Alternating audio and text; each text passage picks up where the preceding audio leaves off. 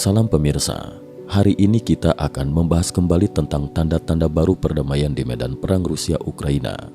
Karena ada rumor bahwa Putin mengajukan syarat-syarat perdamaian yang baru. Dia sedang mencari celah untuk menurunkan tensi konflik. Sementara itu, Putin juga sedang menyesuaikan strategi hubungannya dengan China dan menyesuaikan hubungan dengan Partai Komunis China (PKC). Bagian ini memang benar-benar terjadi. Penyesuaian hubungan dengan PKC bukanlah rumor. Hal-hal ini jika digabungkan memang bisa menjadi ancaman besar bagi Xi Jinping dan PKC. Setelah membahas hal ini, kita akan beralih ke mantan Menteri Pertahanan Nasional Republik Rakyat Tiongkok, Wei Fenghe, yang memiliki tuduhan serius. Tuduhan ini tidak hanya akan memberikan malu besar kepada Xi Jinping, tetapi juga berpotensi menghancurkan kepemimpinan militer China. Mari kita mulai dengan konflik Rusia-Ukraina. Menurut laporan dari Daily Mail Inggris, baru-baru ini Putin mengirimkan Menteri Dalam Negerinya ke Amerika Serikat untuk menyampaikan syarat-syarat gencatan senjata yang baru. Sebelum kita membahas lebih jauh, kita harus memperhatikan sumber berita ini. Daily Mail sering mempublikasikan berita sensasional, dan meskipun memiliki sirkulasi besar di Inggris, kredibilitasnya tidak terlalu tinggi. Daily Mail awalnya ditujukan untuk wanita kelas menengah ke bawah di kota-kota Inggris. Jadi banyak berita gosip yang dimuat di sana. Namun dalam konteks perang Rusia-Ukraina, sumber berita sekunder masih perlu diperhatikan. Kita harus melihat isi laporan mereka dengan lebih detail. Dari segi waktu, pada bulan Juni, Swiss baru saja mengadakan KTT Perdamaian Internasional untuk Ukraina. Konferensi tersebut menyatakan dukungan untuk versi perdamaian Ukraina yang menekankan integritas wilayah dan kedaulatan Ukraina sebagai dasar perundingan. Setelah konferensi ini, Putin segera mengunjungi Korea Utara untuk mempererat hubungan dengan Kim Jong-un. Oleh karena itu, dari segi waktu, setelah memperkuat aliansi internasionalnya, Putin memiliki motivasi untuk mencoba mendekati kubu lawan dan mengajukan versi perdamaian miliknya. Sebelum KTT G7 pada bulan Juni tahun ini, Putin sudah mengajukan syarat gencatan senjata. Syarat saat itu bisa disimpulkan bahwa gencatan senjata bisa dilakukan, tetapi pasukan tidak bisa ditarik, dan semua wilayah yang diduduki Rusia di Ukraina harus tetap utuh selama perundingan. Ini adalah versi awal sebelum konferensi di Swiss. Pada saat itu, Rusia masih memiliki keunggulan tertentu dalam serangan di Kharkiv. KTT G7 bulan Juni dan pernyataan konferensi di Swiss dapat dianggap sebagai tanggapan terhadap syarat awal gencatan senjata Putin. Setelah konferensi pro-Ukraina, Rusia juga perlu memberikan tanggapan, yaitu versi kedua dari syarat gencatan senjata, sehingga mengajukannya ke Amerika terlebih dahulu adalah langkah yang masuk akal. Kunci keberlanjutan perlawanan Ukraina adalah pada dukungan Amerika yang tidak goyah. Media utama barat seperti Reuters, BBC, dan CNN memiliki sikap tegas anti-Rusia. Mereka tidak terlalu antusias melaporkan apa yang dipikirkan Putin, sehingga memberikan bocoran kepada tabloid kecil bisa dimengerti. Tabloid kecil memang memiliki kredibilitas yang lebih rendah. Jika tawaran perdamaian ditolak, Putin masih bisa menarik kembali dan menyangkalnya. Jadi pada tahap ini, mencoba meraba-raba arah angin dengan memberikan bocoran ke media kecil adalah langkah yang wajar. Ini adalah cara konvensional untuk mengontrol dampak, sehingga yang terpenting adalah melihat isi spesifik dari syarat gencatan senjata yang dikabarkan itu. Dikabarkan bahwa Rusia telah mengajukan versi kedua dari rencana perdamaian yang terdiri dari 11 poin. Di sini kami tidak akan membacakan semua poinnya, tetapi akan memberikan ringkasan.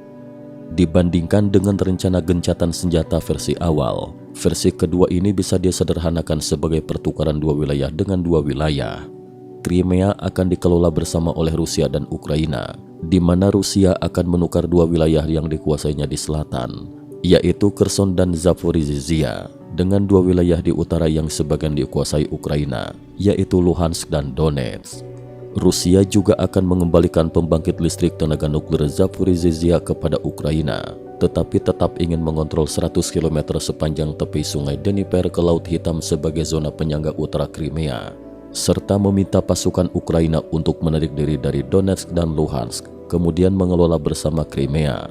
Inilah isi utama terkait wilayah. Selain itu, Putin juga mengajukan syarat untuk membatasi ukuran angkatan bersenjata Ukraina dan memasukkan prinsip non-keikutsertaan dalam aliansi militer seperti NATO ke dalam konstitusi Ukraina. Namun Ukraina diizinkan untuk bergabung dengan Uni Eropa. Putin juga meminta Amerika Serikat untuk mencabut sanksi teknologi dan ekonomi terhadap Rusia, serta menginginkan Ukraina bergabung dengan perjanjian pembatasan rudal jarak menengah dan pendek. Poin terakhir ini dimaksudkan untuk mencegah Ukraina menggunakan senjata tersebut untuk menyerang Crimea atau target di wilayah Rusia. Rencana gencatan senjata versi ini, kecuali tidak menolak keanggotaan Ukraina di Uni Eropa, masih penuh dengan pembatasan terhadap Ukraina yang jelas merugikan Ukraina. Dikatakan bahwa Zelensky telah menolak tegas rencana ini, tetapi negosiasi memang seperti itu. Satu pihak mengajukan satu rencana, pihak lain mengajukan rencana lain, dan keduanya saling tawar-menawar. Saat ini, tampaknya perang Rusia-Ukraina benar-benar memasuki tahap pertempuran sambil bernegosiasi. Ukraina telah mendapatkan cukup banyak amunisi. Serangan Rusia di wilayah Kharkiv juga telah berhenti. Tetapi saat ini belum ada tanda-tanda serangan balik besar-besaran dari Ukraina. Ini adalah latar belakang keseluruhan dari masalah yang kita bahas hari ini. Putin adalah seorang politikus berpengalaman. Terlepas dari apakah Anda menyukainya atau tidak, dia tidak akan membatasi pandangannya hanya pada bagian kecil, tetapi melihatnya secara keseluruhan. Sambil bernegosiasi dengan Ukraina dan melemparkan olive branch untuk menguji Barat, dia juga menyelesaikan hubungannya dengan Partai Komunis China (PKC). Langkah paling penting adalah kunjungannya ke Korea Utara pada 18–19 Juni dan kunjungannya ke Vietnam pada 19–20 Juni. Dia sangat tepat waktu dalam mendekati dua sekutu kecil PKC.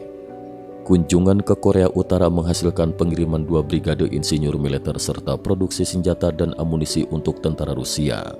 Yang paling penting, Putin menandatangani perjanjian kemitraan strategis komprehensif dengan Korea Utara, termasuk komitmen untuk memberikan bantuan jika salah satu pihak diserang. Salah satu target dari klausul ini, setidaknya adalah PKC, karena kemungkinan Amerika Serikat dan Korea Selatan memulai perang melawan Korea Utara sangat kecil. Meskipun Amerika Serikat tidak menyukai pengembangan senjata nuklir dan rudal jarak jauh Korea Utara, mereka tidak mungkin menyerang fasilitas nuklir Korea Utara tanpa melibatkan Korea Selatan, dan Korea Selatan tidak akan setuju dengan itu. Seoul hanya beberapa puluh kilometer dari garis demarkasi militer 38 derajat utara, jadi Korea Selatan tidak memiliki motivasi untuk memulai perang. Ancaman invasi paling realistis yang dihadapi Korea Utara sebenarnya berasal dari sisi lain Sungai Yalu, yaitu PKC. 3 generasi dinasti Kim sangat waspada terhadap hal ini. Pada 1950-an, tentara PKC pernah melintasi Sungai Yalu, dan jika mereka tidak mundur setelah perang, itu akan menjadi pendudukan militer. Oleh karena itu, setelah perang, tentara Amerika Serikat tetap di Korea untuk melindungi negara itu. Tetapi Kim Il-sung tidak mau satupun tentara PKC tetap di wilayahnya. Setelah Perang Korea, Kim Il-sung segera mendesak Mao Zedong untuk menarik pasukannya dengan dukungan dari Uni Soviet. Pasukan terakhir PKC keluar dari Korea Utara pada tahun 1958. Sejak saat itu, terlihat bahwa generasi-generasi Kim selalu waspada terhadap sisi lain Sungai Yalu. Oleh karena itu, perjanjian yang ditandatangani Putin dengan Kim Jong-un kali ini mencakup klausul dukungan militer bersama untuk mengawasi gerakan Beijing. Kim Jong-un paling ingin mendapatkan teknologi mesin roket dan teknologi pemandu dari Putin. Sementara itu, Putin berharap selain mendapatkan beberapa pasukan dan amunisi dari Kim Jong-un, Korea Utara juga bisa membantu mempertahankan wilayah timur jauh Rusia yang kosong dari ancaman Beijing. Jika wilayah timur jauh dan Siberia Rusia terancam oleh Beijing, Putin berharap Kim Jong-un bisa membantu. Kim Jong-un dengan tulus bersedia membantu dalam hal ini. Karena jika wilayah Rusia terancam, keamanan Korea Utara juga akan dalam bahaya. Jadi aliansi Rusia-Korea Utara ini pada dasarnya menusuk Xi Jinping dari belakang, menunjukkan bahwa hubungan antara Putin dan Xi sebenarnya hanya sekedar formalitas tanpa kepercayaan mendalam. Selanjutnya, Putin juga menunjukkan niat baik kepada Vietnam dan Filipina. Saat mengunjungi Vietnam, dia menegaskan kembali kerjasama pertahanan yang sudah lama terjalin antara kedua negara. Yang menarik, Pada akhir tahun ini hingga awal tahun depan, Rusia akan mengirimkan rudal anti kapal supersonik BrahMos ke Filipina. Rudal ini dikembangkan bersama oleh Rusia dan India dan harus disetujui oleh kedua negara sebelum dijual ke negara ketiga. India membantu memperkuat kemampuan militer Filipina masuk akal mengingat hubungan yang buruk antara China dan India. Namun fakta bahwa Rusia juga menyetujui ini sangat menarik. Vietnam dan Filipina memiliki hubungan yang tegang dengan Beijing di Laut China Selatan, terutama Filipina. Jelas, di wilayah ini Rusia berdiri di pihak Vietnam dan Filipina. Di tempat ini, Rusia menjadi teman di balik aliansi AS Filipina yang cukup menarik.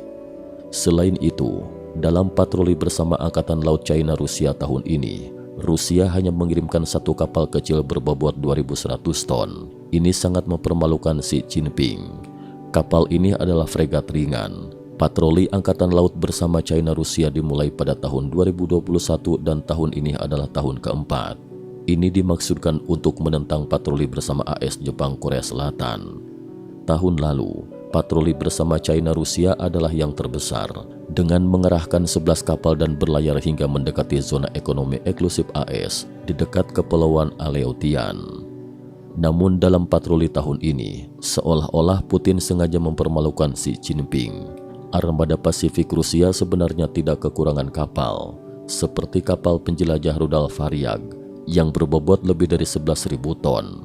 Meskipun kapal ini sudah tua, ukurannya cukup besar untuk mengesankan. Namun mereka hanya mengirimkan kapal kecil berbobot 2.000 ton yang sangat tidak pantas. Ini membuat Xi Jinping berada dalam posisi sulit, baik mengikuti atau membatalkan kegiatan ini.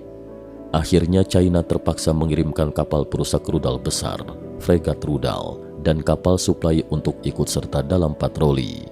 Sinyal yang dikirim Rusia ini jelas menunjukkan kepada AS dan Jepang bahwa mereka tidak sejalan dengan Xi Jinping, melainkan hanya berpura-pura bekerja sama. Jadi selain di garis depan Rusia-Ukraina, di berbagai belahan dunia lainnya, Putin menjauhkan diri dari Xi Jinping. Putin menjauhkan diri dari Xi Jinping, bahkan diam-diam berpihak pada AS.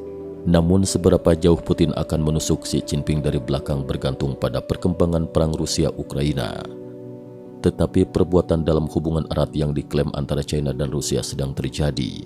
Jika Putin merasa kurang memiliki kartu tawar dalam negosiasi dengan Barat, dia mungkin akan menjadikan pengkhianatan terhadap Xi Jinping sebagai kartu penting, bergabung dengan upaya AS untuk mengepung PKC sebagai imbalan atas pencabutan sanksi teknologi dan ekonomi terhadap Rusia. Putin sebagai seorang ahli strategi yang ulung, memahami bahwa perjanjian dibuat untuk dilanggar dan teman ada untuk dikhianati. Jadi jika dia melakukan hal seperti ini, kita tidak akan merasa aneh. Putin tidak akan merasa bersalah dan ragu. Ini mungkin terdengar spekulatif, tetapi dengan indikasi yang ada, ini bisa menjadi prediksi yang masuk akal di masa mendatang. Baru-baru ini, Trump mengatakan bahwa jika dia menjadi presiden dan Rusia menginvasi Ukraina dan Beijing menginvasi Taiwan, dia akan memerintahkan pengeboman Moskow dan Beijing. Pernyataan ini ditertawakan oleh banyak media, dianggap sebagai bualan Trump. Trump kembali menunjukkan gaya retorikanya yang bombastis. Tentu saja, banyak orang juga percaya bahwa bahkan jika Trump menjabat, janji ini tidak akan pernah terwujud. Baik perang Rusia-Ukraina maupun invasi Taiwan oleh PKC adalah konflik yang terjadi di negara lain dan tidak sebanding dengan serangan langsung ke tanah Amerika. Amerika Serikat mungkin akan memberikan bantuan militer, tetapi tidak akan pernah merespons dengan mengebom ibu kota negara lain. Itu adalah tindakan perang ekstrim, setara dengan perang pemusnahan. Namun pernyataan Trump yang bombastis ini mengingatkan kita pada satu hal penting. Menghadapi lawan seperti Putin yang kuat dan cerdik untuk memaksanya mundur dari perang, taktik konvensional saja tidak cukup. Anda harus menciptakan kejutan yang melampaui batas kemampuannya untuk menahan. Meskipun banyak yang menaruh harapan besar pada kehadiran F-16 di medan perang Ukraina dan kinerja rudal taktis Amerika, kita harus ingat bahwa perang terjadi di tanah Ukraina. Saat ini, 16% wilayah Ukraina masih diduduki oleh Rusia. Selama lebih dari 2 tahun perang, GDP Ukraina turun 40%, populasi Ukraina hanya sepertiga dari Rusia, dan selama perang, ratusan ribu orang tewas atau terluka, dan jutaan orang mengungsi. Oleh karena itu, Ukraina berada dalam posisi yang kurang menguntungkan dalam hal kemampuan bertahan dalam perang. Untuk memaksa Putin mundur dari perang, Anda harus membuatnya merasakan sakit yang sangat hingga merasa tidak bisa melanjutkan perang. Anda harus memperluas cakupan serangan, memperluas peta target, sehingga Putin merasa tidak bisa lagi duduk dengan nyaman di kantornya mengatur segalanya. Anda juga harus membuat rakyat Rusia merasakan bahwa medan perang tidak hanya di Donbas dan Crimea. Dalam hal ini, pemimpin Barat memiliki kekuatan yang jauh lebih besar dari Putin, tetapi kehendak dan wawasan mereka masih jauh di bawah Putin. Mereka masih bermain dalam batasan yang ditetapkan oleh Putin. Selanjutnya, mari kita bicara tentang mantan Menteri Pertahanan Tiongkok, Wei Fenghe. Meskipun tuduhan spesifik terhadap Wei Fenghe belum dijelaskan secara resmi dan persidangannya di pengadilan militer tidak akan dipublikasikan, pengumuman dari Xinhua pada 28 Juni memberikan petunjuk penting. Dikatakan bahwa Li Shangfu dan Wei Fenghe telah mengkhianati kepercayaan partai dan Komisi Militer Pusat. Sebelumnya, disebutkan bahwa Li Shangfu meninggalkan misi awalnya dan kehilangan prinsip-prinsip partai, sementara Wei Fenghe mengalami kehancuran keyakinan dan kehilangan kesetiaan. Tuduhan utama terhadap Wei adalah kehilangan kesetiaan, yang menunjukkan pengkhianatan besar seperti membocorkan rahasia negara. Hal ini membuat Xi Jinping sangat marah, tetapi dia tidak bisa mengungkapkannya secara terbuka. Fakta bahwa ada pengkhianat dalam Komisi Militer Pusat adalah aib besar bagi Xi Jinping, menunjukkan bahwa kendalinya atas militer, bahkan di lingkaran dalamnya tidak kuat. Tentu saja, hal ini membuat Xi Jinping sangat marah. Cukup sekian dulu. Terima kasih atas perhatiannya.